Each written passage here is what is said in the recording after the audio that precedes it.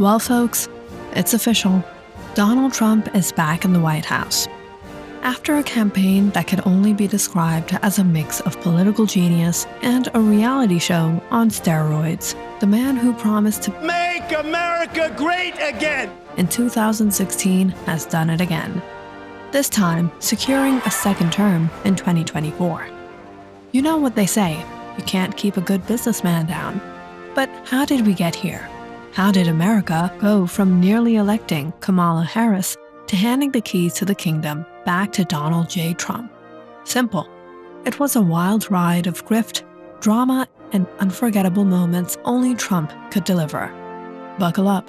This campaign was a masterclass in political maneuvering. And okay, some awkwardness, but mostly victory. Step 1. Elon Musk, the ultimate wingman. Of course, it wouldn't be a Trump campaign without some big-time endorsements from the richest people in the room.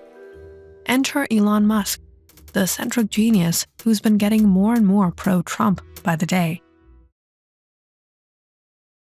After a dramatic assassination attempt on Trump during a rally in Butler, Pennsylvania, because who wouldn't want to try taking down the man who's never been afraid to speak his mind, Musk went all in for Trump.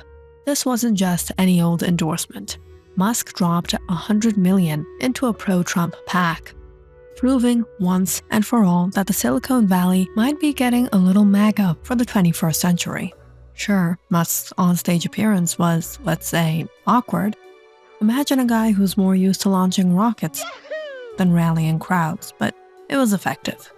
Musk's weird, sometimes offbeat support, paired with a cash infusion from Silicon Valley's finest, made Trump's campaign as well-funded as it was chaotic. Step 2. The rules? What rules? Campaign style. What's a Trump campaign without some creative interpretations of the rules? Trump and his team rolled up to Arlington National Cemetery to honor fallen soldiers. But when a staffer tried to bring a camera crew in against the rules, they made one thing clear. Rules are for other people. Look, we get it. When you're running for president, you don't have time for petty bureaucracy. Trump's team didn't come here to follow the rules. They came here to break them in the most Trumpian way possible. It's a classic move. Go big or go home. And you know what? It worked. The media ate it up, and everyone was talking about it. Did it look bad? Maybe. Was it hilarious? Absolutely. It was a pretty snapshot of Trump's style. Do what it takes to win. Step 3. Town hall drama. Trump the rock star. And then came the town hall in Pennsylvania, one of the best examples of Trump's ability to turn chaos into entertainment. Everything was going fine until a few people in the crowd literally passed out. Seriously, folks, if you're fainting at a rally, you must be witnessing something historic. Instead of panicking, Trump took the moment to do what he does best, improvise. The man ordered the sound guy to blast Ave Maria over the PA system and proceeded to sway around the stage like he was performing a concert. And let's just say South Dakota Governor Kristi Noem wasn't exactly sure how to steer Trump back to reality. She tried to bring him back to the script, but Trump had already gone full rock star mode. Let's not do any more questions. Let's just listen to music. Let's make it into a music. Step 4. J.D. Vance, the donut incident. And then there was J.D. Vance, Trump's VP pick, trying to prove that he's one of us by visiting a donut shop in Georgia. Vance's attempts at small-town charm, it was, let's say, a little awkward.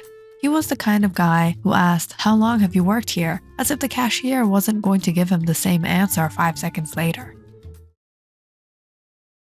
But here's the thing, it didn't matter. Vance wasn't trying to be a charismatic orator. He was trying to connect with real Americans. And you know what? People appreciated the genuine awkwardness of it all. Because at the end of the day, Vance wasn't pretending to be a regular guy. He was just being himself. Sure, he might have looked like a fish out of the water, but at least he wasn't trying to fake it. Step 5. Trump and the McDonald's moment. Now, if you thought Vance's donut shop debacle was cringeworthy, wait till you hear about Trump's McDonald's stunt. In Pennsylvania, Trump showed up at a local McDonald's wearing an apron, still rocking the necktie, of course, trying to hand out fries like he was just a regular guy. The problem? Trump's version of relating to the working class looked like an infomercial for a bad fast food commercial. But here's the thing, it worked. People loved it. Sure, it was a little ridiculous, but Trump doesn't care about looking cool. He's not here to impress the media or elite pundits. He's here to connect with the people. And when he handed out those fries, it was a reminder that unlike other politicians, Trump will do whatever it takes to connect with the American public, even if it's handing out fries in a McDonald's. Step 6. The grift that won the day. Now let's talk about Trump's brilliance at the hustle. Every rally wasn't just about politics, it was a marketing event. Between the limited edition digital trading cards, his new line of cologne, and those bizarre $100,000 watches, Trump was creating a whole brand empire, while simultaneously warning America of its imminent collapse. It was a masterstroke of showmanship. While his competitors were busy giving speeches about the State of the Union, Trump was out there trying to make money moves. The contrast was jarring. Trump warning about the end of democracy in one breath and selling Trump-branded merchandise in the next. But you know what? His supporters didn't mind. They loved it.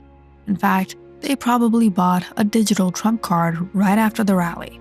Because let's face it, no one works the media like Trump. And then it happened. Trump wins again. Against all odds, and after a few embarrassing moments, Trump pulled it off. In fact, it wasn't even close. Sure, there were hiccups along the way, but let's be honest, when the man who built an empire and ran the country once before says he's coming back, people listen. So despite the naysayers, the awkward moments, and the bizarre endorsements, Trump is back where he belongs, in the White House. And if anyone doubted he could win, well, just look at the campaign. It was a genius combination of real-world grit, media manipulation, and a whole lot of good old American charm.